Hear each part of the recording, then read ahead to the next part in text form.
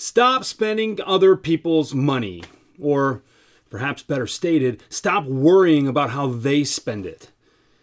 There are a lot of salespeople out there who have heard that they're too expensive, and they've heard that they're too expensive so often that they proactively offer discounts. Like, yeah, I know this is going to be a bit much for you, or I know that this is probably overvalued. Stop. Are you listening to what you're saying? You're not standing in your own value. You're negotiating against yourself. Look, here's a little secret. You may have heard me say this before, but it's too expensive is a buying signal. It means there's emotion tied up in the purchase. It means that if the price were right, or if the value were created or explained, then they would purchase.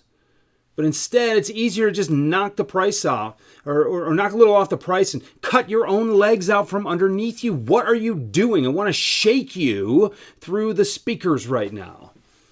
When you appreciate what you stand for, when you appreciate the value that your product or your solution brings to your prospect, you don't negotiate against yourself. You don't proactively worry about their budgets or their constraints or any of that. It's not your job to make it cheap enough for them to buy. It's your job to make it valuable enough to appreciate. I want you to think about that. So don't worry about other people's budgets. Listen, even when they don't have budget, they have money in many cases, or they probably wouldn't be kicking the tires on your solution to begin with.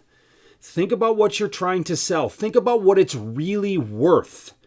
And leave it up to them to decide whether or not they can afford to pay for it. And here's the thing. At the end of the day, if they just decide that they understand everything that you are saying, they believe in the value that you have helped to create in their minds for your solution, but they just can't pay for it, they probably weren't going to be your customer anyway. Move on.